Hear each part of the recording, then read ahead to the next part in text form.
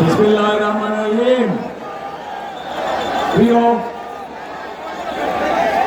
বরিশালবাসী, প্রিয় পটুখালীবাসী, বরগুনাবাসী, ভোলাবাসী, প্রিয় ঝালকাঠিবাসী, আসসালামু আলাইকুম। আসসালামু আলাইকুম। কেমন আছেন আপনারা? আলহামদুলিল্লাহ। প্রিয় উপস্থিতিবৃন্দ, প্রিয় ভাই ও বোনেরা, আজ আমরা এখানে একত্রিত হয়েছে নির্বাচন উপলক্ষে। কোন নির্বাচন? আগামী 12 তারিখে বাংলাদেশে একটি জাতীয় নির্বাচন অনুষ্ঠিত হতে যাচ্ছে। সেই নির্বাচনে এই মাঠে উপস্থিত প্রত্যেকটি ভাই বোন সহ সমগ্র বরিশাল বিভাগ সহ সমগ্র বাংলাদেশের প্রায় 13 কোটি ভোটার সেই নির্বাচনে ইনশাল্লাহ ভোট প্রদান করবে। প্রিয় ভাই বোনেরা, এই যে মঞ্চের সামনে আমার এখানে কিছু মানুষ বসে আছেন, এই মানুষগুলো গুম, খুন, জুলাই আন্দোলনে যে শহীদ হয়েছে সেই পরিবারের সদস্যবৃন্দ। এই যে পরিবারগুলো বসে আছে, তাদের যে স্বজনেরা, যে প্রিয়জনেরা আজ গুমের শিকার হয়েছে, জুলাই আন্দোলনে অত্যাচারে নির্যাতিত বা শহীদ হয়েছে, সেই মানুষগুলোর কি প্রত্যাশা ছিল? সেই মানুষগুলোর প্রত্যাশা ছিল এই বাংলাদেশের মানুষ তাদের যে অধিকারকে বিগত 16 বছর ধরে ছিনিয়ে নেওয়া হয়েছিল, ভোটের অধিকার, কথা বলার অধিকার, সেই অধিকারকে জনগণের জন্য লড়াই করে আনতে গিয়ে এই মানুষগুলো হত্যার শিকার হয়েছে, গুমের শিকার হয়েছে, খুনের শিকার হয়েছে। প্রিয় ভাই বোনেরা, বিগত 15 বছর আমরা দেখেছি যে জনগণের ভোট নিয়ে কিভাবে নিশিরাতের ভোট অনুষ্ঠিত হয়েছে। আমরা দেখেছি জনগণের ভোটের অধিকার কেড়ে নিয়ে কিভাবে আমি নামে নির্বাচন করা হয়েছিল, তথাকথিত নির্বাচন নামে, মনে আছে আপনাদের? কিন্তু প্রিয় ভাই বোনেরা, গত 24 সালে ছাত্র জনতার আন্দোলনের মুখে সেই আমি নামে নির্বাচনের মালিক যারা, নিশিরাতের নির্বাচনের মালিক যারা, তারা জনগণের প্রতিরোধের মুখে এই বাংলাদেশ ছেড়ে পালিয়ে যেতে বাধ্য হয়েছে। এখন এই বাংলাদেশ হচ্ছে জনগণের বাংলাদেশ। এখন এই বাংলাদেশ চলবে জনগণের রায়ের ভিত্তিতে, এবং এই জন্যই বাংলাদেশের মানুষ আগামী 12 তারিখে তাদের পছন্দসই প্রতিনিধি নির্বাচন করবে, যারা জনগণের ইচ্ছা মতন জনগণের কাছে জবাবদিহি করার মাধ্যমে ইনশাল্লাহ আগামী দিন দেশ পরিচালনা করবে। কিন্তু প্রিয় ভাই বোনেরা, 5ই আগস্টের পরবর্তীতে আমরা আশা করেছিলাম যে 5ই আগস্টের পূর্বে সেই যে স্বৈরাচার, যারা জনগণের ভোটের অধিকার, কথা বলার অধিকার কেড়ে নিয়েছিল, তারা যেই ভাষায় কথা বলতো জনগণকে, বিভিন্ন বাংলাদেশের সম্মানী গুণী ব্যক্তিকে যেভাবে অপদস্থ করত, যেভাবে মানুষকে তারা ছোট করত, নিশ্চয়ই 5ই আগস্টে তাদের পালিয়ে যাবার পরে এই রীতি নিশ্চয়ই বন্ধ হয়ে গিয়েছে। কিন্তু দুঃখের সাথে আমরা খেয়াল করলাম যে এই রীতি বন্ধ হয় নাই। একটি রাজনৈতিক দল যাদের একটি অন্য পরিচয়, জনগণ যাদেরকে একটি ভিন্ন পরিচয় চিনে, জনগণ তাদেরকে কি পরিচয় চিনে? গুপ্ত পরিচয় চিনে, গুপ্ত পরিচয়। আপনারা চিনেন কারা গুপ্ত? বাংলাদেশের রাজনীতিতে কারা সেই গুপ্ত? চেনেন আপনারা? আলহামদুলিল্লাহ। প্রিয় ভাই বোনেরা, বর্তমানে বাংলাদেশে নতুন জালেমের আবির্ভাব হয়েছে। এই গুপ্ত সংগঠনের ব্যক্তিরা নতুন জালেম রূপে আবির্ভূত হয়েছে বাংলাদেশের মানুষের কাছে। কেন? প্রিয় ভাই বোনেরা, এই বাংলাদেশে আবহমান কাল ধরে শত হাজারো বছর ধরে এই বাংলাদেশে নারী পুরুষ সকলে মিলে মাঠে কাজ করে। বাংলাদেশে যেমন কৃষক ভাইরা কাজ করে মাঠে, একইভাবে আমরা জানি বাংলাদেশের বিভিন্ন প্রত্যন্ত অঞ্চলে কৃষকের বোনরাও তারা মাঠে কাজ করে।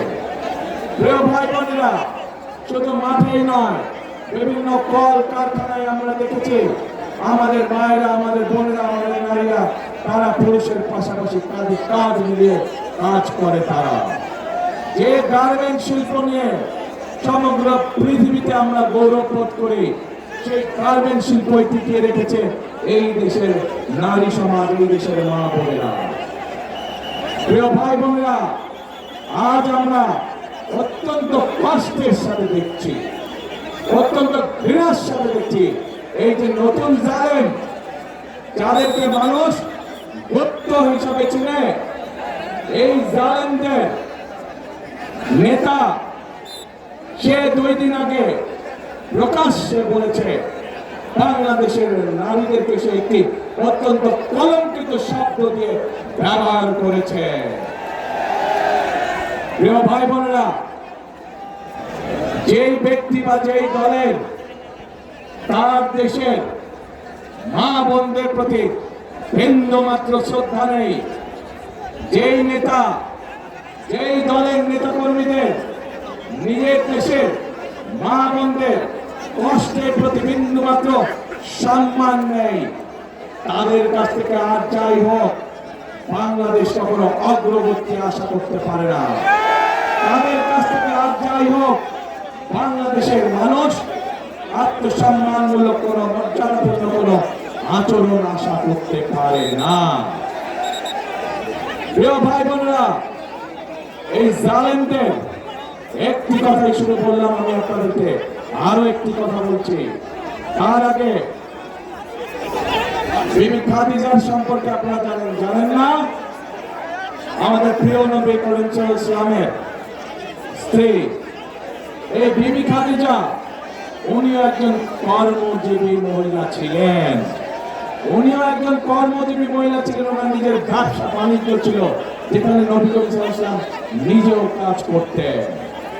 প্রিয় ভাই বোনেরা, এরা বলে ইসলামের রাজনীতি করে, অথচ নবীর স্ত্রী নিজে যেখানে একজন কর্মজীবী মহিলা ছিলেন, সেখানে কেমন করে একটি রাজনৈতিক দলের নেতা এবং কেমন করে সেই রাজনৈতিক দলটি তাবৎ বাংলাদেশের নারী সমাজকে এমনকি কলঙ্কিত শব্দে জর্জরিত করল।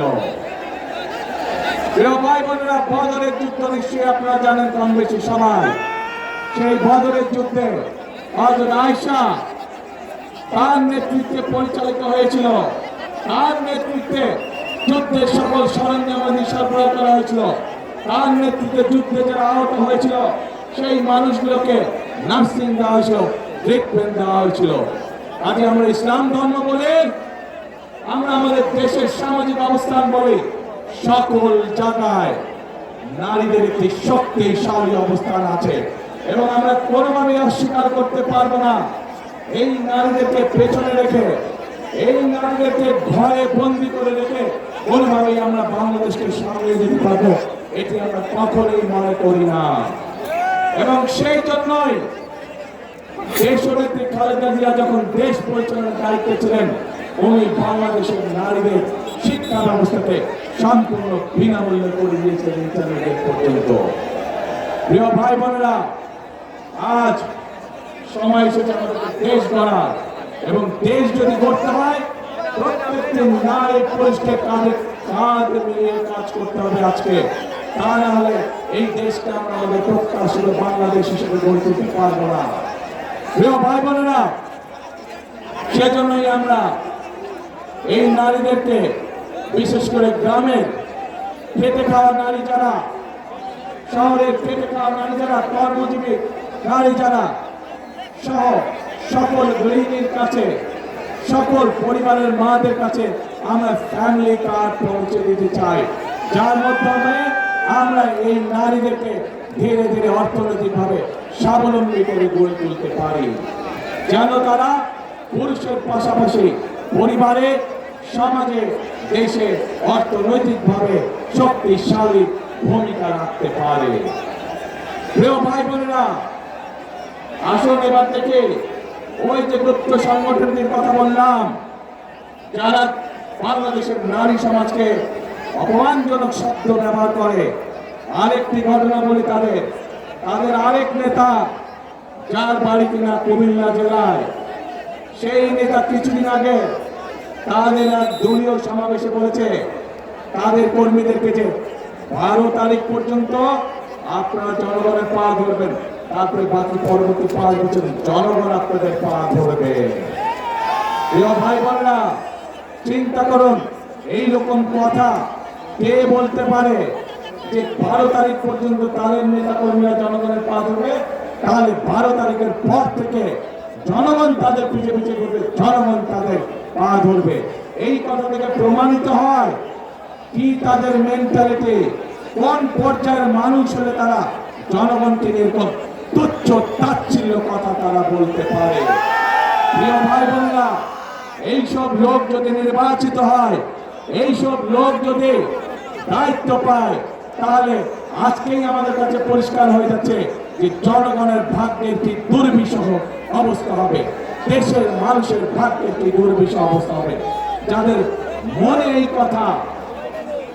মনে এই কথা এবং মনের কথাই বেরিয়ে এসছে তাদের বাস্তবে। কাজেই প্রিয় ভাই বোনেরা, এইসব গুপ্তদের বিরুদ্ধে আপনাদেরকে সতর্ক থাকতে হবে, সজাগ থাকতে হবে। যারা দেশের মানুষকে সম্মান করতে জানে না, যারা পরিকল্পনা করে রাখে যে 12 তারিখের পর থেকে তারা জনগণকে নাকে দড়ি দিয়ে ঘোরাবে, তাদেরকে উচিত শিক্ষা আপনাদেরকে দিতে হবে। প্রিয় ভাই বোনেরা, এইসব গুপ্তরা সেই 86 সাল 71 সাল ইতিহাস যদি আমরা সব সময় যারা দেশ থেকে পালিয়ে গেছে তাদের সাথে সব সময় এপাশ ওপাশ তারা ছিল, তাদের কাছ থেকে দেশের মানুষ ভালো কোনো কিছু আশা করতে পারে না। প্রিয় ভাই বোনেরা, বিশাল এই বরিশাল জেলা 1993 সালে বিএনপি তথা দেশনেত্রী খালেদা জিয়ার সরকার এই বরিশালকে বিভাগ হিসাবে ঘোষণা করেছিলেন। প্রিয় ভাই বোনেরা, তারপরে নদীর পানি অনেক দূর গড়িয়ে গিয়েছে। আমরা এলাকার উন্নয়নে বিভিন্ন সময় বিভিন্ন কাজ করেছি, কিন্তু আরো বহু কাজ করা বাকি। যেমন বরিশাল ভোলা ব্রিজ, এই কাজটি আমাদেরকে করতে হবে। এখানকার শেরেবাংলা মেডিকেল কলেজ, সেটিকে এলাকার মানুষের চিকিৎসার জন্য উন্নত করতে হবে। ভোলাতে মেডিকেল কলেজ, সেটির কাজে আমাদেরকে হাত দিতে হবে। সবচেয়ে বড় সমস্যা এই এলাকার নদী ভাঙন সমস্যা। মানুষের যারা আমাদের মুরব্বী ছিলেন, যারা গত হয়ে গিয়েছেন, বিভিন্ন এলাকায় তাদের কবর ভেঙে যাচ্ছে, মসজিদ ভেঙে যাচ্ছে, বাপ দাদার ভিটে বাড়ি ভেঙে যাচ্ছে। প্রিয় ভাই বোনেরা, এই বিশাল এলাকাকে আমাদের বেড়িবাঁধ দিতে হবে। বেড়িবাঁধ দিয়ে নদী ভাঙন আমাদেরকে ঠেকাতে হবে যে কোনো মূল্যে। কাজেই অনেক কাজ বাকি আছে আমাদের। এই কাজগুলো যদি করতে হয় প্রিয় ভাই বোনেরা, তাহলে অবশ্যই আপনাদেরকে সঠিকভাবে সিদ্ধান্ত নিতে হবে। যে অতীতে আপনারা দেখেছেন বিএনপি সকল সময় চেষ্টা করেছে আপনাদের পাশে দাঁড়াতে। এই এলাকায় 1978 সালে পল্লী বিদ্যুতের লাইন শহীদ রাষ্ট্রপতি জিয়াউর রহমান চালু করেছিলেন। কাজেই বিদ্যুতের লাইন বলুন, বরিশাল বিভাগ বলুন, এর বাইরে আরো অনেক কাজ যেগুলো বিএনপি করেছিল, কিন্তু কিছু কাজ শেষ করে দিতে পারে নাই। এর মধ্যে বিগত 16 বছর, 1 যুগেরও বেশি সময় ধরে স্বৈরাচারের শাসনামলে অনেক কিছু জমা হয়ে গিয়েছে। যে কাজগুলো করতে হবে, রাস্তাঘাট ধ্বংস হয়ে গিয়েছে, স্কুল কলেজগুলো ধ্বংস হয়ে গিয়েছে, ছোট ছোট হাসপাতাল, উপজেলা স্বাস্থ্য কমপ্লেক্সগুলোতে ডাক্তারের অভাব, স্কুলগুলোতে শিক্ষকের অভাব, এই সকল সমস্যার সমাধান আমাদেরকে করতে হবে। এই সকল সমস্যার সমাধান বিএনপি তখনই করতে পারবে যখন আপনারা ধানের শীষকে ইনশাআল্লাহ নির্বাচিত করবেন, তাহলেই আমরা এই সকল কাজ করতে পারবো। প্রিয় ভাই বোনেরা, এই বৃহত্তর বরিশাল বিভাগ, এই বৃহত্তর বরিশাল, এখানে প্রচুর কৃষিজ পণ্য উৎপাদিত হয়, প্রচুর মাছ মৎস্য চাষী আছেন যারা মৎস্য জীবিকা নির্বাহ করে চলেন। আমরা পরিকল্পনা গ্রহণ করেছি যে এই ফসলগুলোকে, এই মাছ মৎস্যগুলোকে কিভাবে হিমাগারে রেখে কৃষকদেরকে বা মৎস্য চাষীদেরকে সহযোগিতা করা যায়। কাজে আমাদের পরিকল্পনার মধ্যে রয়েছে এই এলাকায় বিভিন্ন জায়গায়, সামগ্রিকভাবে এই এলাকার বিভিন্ন জায়গায় যেখানে যেখানে প্রয়োজন কৃষকদের সহযোগিতার জন্য আমরা হিমাগার ইনশাআল্লাহ তৈরি করব। যে হিমাগারের পণ্য রাখার মাধ্যমে কৃষকরা ন্যায্য মূল্যে তাদের পণ্য দাম পেতে পারে। প্রিয় ভাই বোনেরা, আমরা মায়েদের কাছে যেমন ফ্যামিলি কার্ড পৌঁছে দিতে চাই, ঠিক একইভাবে আমরা কৃষক ভাইদের জন্য কৃষি কার্ডও আমরা পৌঁছে দিতে চাই। যে কৃষি কার্ডের মাধ্যমে আমরা কৃষক ভাইদেরকে প্রতি সিজনে আমরা বীজ, যার যেই পরিমাণ জমি সেই অনুযায়ী, যার যেই ফসল চাষ, আমরা তাকে সেই ফসলের সমপরিমাণ যে পরিমাণ প্রয়োজন সেই বীজ, সার এবং কীটনাশক ওষুধ কৃষকের হাতে পৌঁছে দিতে চাই সেই কৃষক কার্ডের মাধ্যমে। প্রিয় ভাই বোনেরা, আমরা এর মধ্যে আরেকটি সিদ্ধান্ত গ্রহণ করেছি যে যে সকল কৃষক ভাইদের 10,000 টাকা পর্যন্ত কৃষি ঋণ আছে, কৃষি ঋণ আছে, ইনশাআল্লাহ 12 তারিখে নির্বাচন করে ইনশাআল্লাহ 13 তারিখে বিএনপি সরকার গঠন করলে পরে 10,000 টাকা পর্যন্ত কৃষি ঋণ আমরা মওকুফ করে দেব সারা বাংলাদেশে। প্রিয় ভাই বোনেরা, এই এলাকায় আমাদের তরুণ যুবক সমাজের সদস্য যারা, তাদের একটি বিশাল সমস্যা রয়েছে কর্মসংস্থানের সমস্যা। আমরা যখন ভোলাতে গ্যাস পাওয়া গিয়েছে, সেই গ্যাসকে কাজে লাগিয়ে আমরা সেখানকার উপযোগী শিল্প যেমন গড়ে তুলতে চাই, যার মাধ্যমে কর্মসংস্থানের ব্যবস্থা হবে, ঠিক একইভাবে বরিশাল বিভাগের জেলাগুলোতে আমাদের তরুণ এবং যুবক সদস্যদের যাতে কর্মসংস্থানের ব্যবস্থা হয়, সেই জন্য বিভিন্ন রকমের প্রশিক্ষণ কেন্দ্র আমরা গড়ে তুলতে চাই। যে প্রশিক্ষণ কেন্দ্রগুলোতে প্রশিক্ষণ লাভের মাধ্যমে আমাদের যুবক সমাজের সদস্যরা, তরুণ সমাজের সদস্যরা কর্মসংস্থানের ব্যবস্থা করতে পারবে, ছোট ছোট ব্যবসা বাণিজ্য শুরু করতে পারবে, এমনকি বিদেশেও তারা কর্মসংস্থানের ব্যবস্থা করে বিদেশে যেতে পারবে। প্রিয় ভাই বোনেরা, এই এলাকায় বিশেষ করে ভোলা সহ বরিশালের প্রত্যন্ত অঞ্চল সহ অনেকগুলো জায়গা আছে যেখানে মানুষ সঠিকভাবে চিকিৎসার সুবিধা পায় না। আমরা দেশের মানুষকে, বিশেষ করে মা বোনদেরকে এবং শিশুদেরকে গ্রামে গ্রামে ঘরে ঘরে চিকিৎসা সুবিধা পৌঁছে দেওয়ার জন্য আমরা হেলথ কেয়ারার নিযুক্ত করতে চাই। হেলথ কেয়ারার আমরা ট্রেনিং দিয়ে নিযুক্ত করতে চাই। তাদের কাজ হবে গ্রামে গঞ্জে, গ্রামে গ্রামে গিয়ে মা বোনদেরকে, শিশুদেরকে ঘরে বসে চিকিৎসা দেওয়া, ছোটখাটো অসুখ, যাতে করে মা বোনদেরকে কষ্ট করে হাসপাতালে না আসতে হয়। প্রিয় ভাই বোনেরা, আমরা পরিকল্পনা গ্রহণ করেছি বাংলাদেশের নারী সমাজকে স্বাবলম্বী করার জন্য। আমরা পরিকল্পনা করেছি যুবকদেরকে প্রশিক্ষণের মাধ্যমে এবং এই অঞ্চলের উপযোগী কি কি কলকারখানা হতে পারে সেগুলো পরিকল্পনা গ্রহণ করার মাধ্যমে কর্মসংস্থানের বেকারদের কর্মসংস্থানের ব্যবস্থা করা। আমরা পরিকল্পনা গ্রহণ করেছি কৃষক ভাইদেরকে কৃষি 10,000 টাকা পর্যন্ত কৃষি ঋণ মওকুফ করার মাধ্যমে এবং কৃষক কার্ড দেওয়ার মাধ্যমে তাদের পাশে কিভাবে দাঁড়ানো যায়, তাদেরকে কিভাবে সহযোগিতা করা যায়। প্রিয় ভাই বোনেরা, আমাদের দেশে বহু ইয়াং ছেলে মেয়ে আছে যারা খেলাধুলায় ভালো। আমরা সারা বাংলাদেশ থেকে যারা খেলাধুলায় ভালো, শুধু পড়াটার পাশাপাশি যারা খেলাধুলায় ভালো, এইরকম প্রতিভাবান যারা আছে তাদেরকে নিয়ে এসে আমরা ট্রেনিং দিতে চাই, যাতে করে তারা খেলোয়াড় হিসাবেও নিজেদেরকে তৈরি করতে পারে। প্রিয় ভাই বোনেরা, চিকিৎসা ব্যবস্থার কথা আপনাদের সামনে আমি তুলে ধরেছি, কৃষকের কথা আমি তুলে ধরেছি, মা বোনদের কথা আমি আপনাদের সামনে তুলে ধরেছি।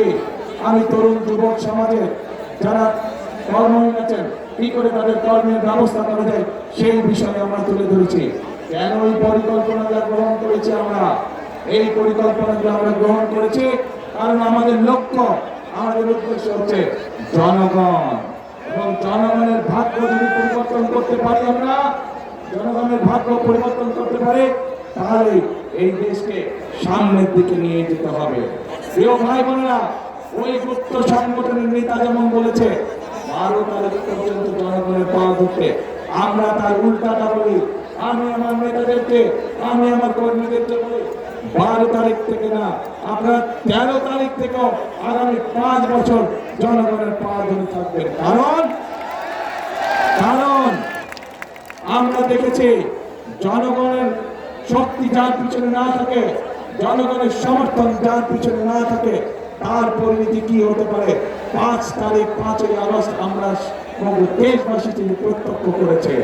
প্রিয় ভাই বোনেরা, আমরা যারা বিএনপি করি, আমরা যারা শহীদ রাষ্ট্রপতি জিয়াউর রহমানের আদর্শ বিশ্বাসী, আমরা যারা দেশনেত্রী খালেদা জিয়ার আদর্শ বিশ্বাসী, আমাদের কথা একটাই, তারা যাতে আমরা বিশ্বাস করি জনগণই সকল ক্ষমতার উৎস। এবং সেই জন্যই আমরা যে সকল পরিকল্পনা গ্রহণ করি, সেগুলো গ্রহণ করে জনগণের জীবনযাত্রা কিভাবে ভালো করা যায়, আমরা সেজন্যই সেই সকল পরিকল্পনা গ্রহণ করি যার মাধ্যমে জনগণের ভাগ্য পরিবর্তিত হতে পারে। আমরা সেই সকল পরিকল্পনায় গ্রহণ করি যার মাধ্যমে জনগণের ভাগ্য একই সাথে দেশের ভাগ্য পরিবর্তন করা যায়। প্রিয় ভাই বোনেরা, বক্তব্যের শুরুতেই বলেছি এই যে আমাদের এখানে স্টেজের সামনে, মঞ্চের সামনে কতগুলো পরিবার বসে আছে যারা তাদের স্বজনদেরকে হারিয়েছে, যেই অধিকার আপনারা 12 তারিখে প্রয়োগ করতে যাচ্ছেন, সেই অধিকারকে প্রতিষ্ঠিত করার জন্য এই মানুষগুলোর স্বজনরা অকাতরে নিজেদের জীবন বিলিয়ে দিয়েছে। এখন প্রিয় ভাই বোনেরা, এই যে যারা শহীদ হয়েছে, যারা নিজেদের জীবন বিলিয়ে দিয়েছে, এই মানুষগুলোর আত্মত্যাগের মর্যাদা যদি দিতে হয়, তাহলে অবশ্যই আমাদের দেশকে পুনর্গঠন করতে হবে, তাহলে অবশ্যই আমাদেরকে গণতন্ত্রের ভিত্তিকে মজবুত করতে হবে।